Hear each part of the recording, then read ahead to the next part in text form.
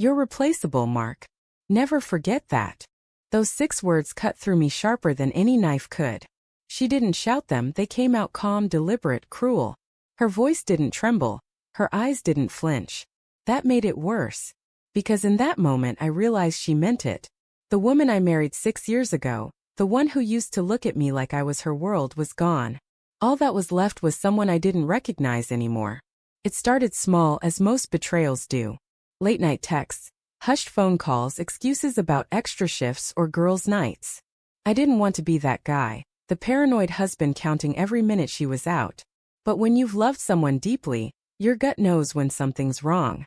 One evening, she came home smelling of cologne I didn't wear. New perfume? I asked. She barely looked up from her phone.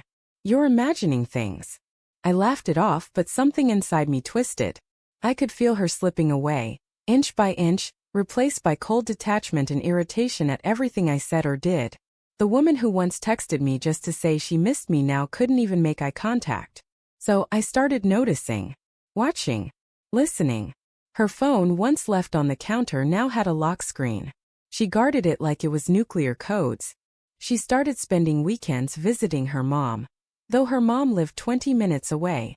Then one night she came home at midnight, hair disheveled, lipstick smudged. You okay? I asked. She froze for half a second before forcing a smile. Just tired. I wanted to believe her so badly. I wanted to be wrong. But truth has a way of clawing through denial. And I felt it scratching inside me, desperate to get out. A few days later I found the proof.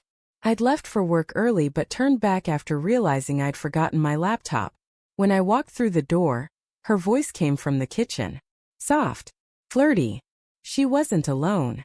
I stood silently by the hallway listening. I'll see you tonight, she said, her tone melting into a giggle I hadn't heard in months. He thinks I'm working late again. I stepped out before she could hang up. Her face drained of color when she saw me. Mark. Who were you talking to? Nobody.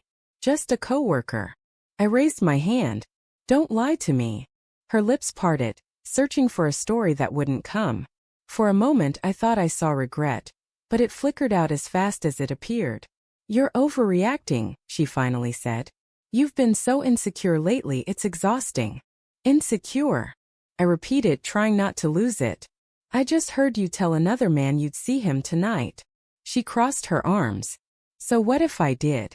Maybe I'm tired of pretending everything's fine when it's not. The air between us thickened. I could feel my pulse in my ears. Are you cheating on me? She didn't answer. And sometimes silence tells you everything you need to know. That night, she slept in the guest room. I didn't sleep at all. I stared at the ceiling until the sun came up, feeling like my chest had been hollowed out. By morning, I decided to confront her one last time. She sat at the kitchen table scrolling through her phone, completely unbothered. Do you love him? I asked. She looked up, a faint smirk on her lips. Does it matter? I clenched my jaw. It does to me. She sighed, as if I were the one inconveniencing her. Mark, look, people change. You're nice. Safe. But safe isn't exciting. You got comfortable and I got bored. I felt something inside me shatter. All those memories, our wedding vows, late-night drives, the way she'd fall asleep with her head on my chest, flashed before me like cruel taunts. So that's it? I asked quietly. 6 years and I'm just boring now? She shrugged. I guess so. The indifference in her tone hit harder than any confession could have. That's when I realized she'd checked out of this marriage long ago. And then came the words that ended everything. You're replaceable, Mark. Never forget that. I didn't yell. I didn't throw anything. I just stood there numb. Because when someone you love tells you you're replaceable, you stop fighting for their love, you start fighting for your dignity. I walked to the bedroom, grabbed a suitcase and started packing her things. She followed me, her tone sharp. What the hell are you doing? Helping you move out? Her eyes widened. You can't be serious. I zipped the bag shut. Dead serious. Mark, you're being ridiculous. We can talk about this later. No, I said, my voice steady for the first time in days. You don't get to cheat, belittle me, and then decide when we talk. You made your choice. She scoffed, trying to sound confident. You think you'll actually find someone better than me? I looked her dead in the eyes. I don't need someone better. I just need someone honest. She stared at me, maybe expecting me to break down to beg. But I didn't. I carried her suitcase to the front door and set it down. You have an hour to leave. When she realized I wasn't bluffing, her voice cracked. You'll regret this. Maybe, I said quietly.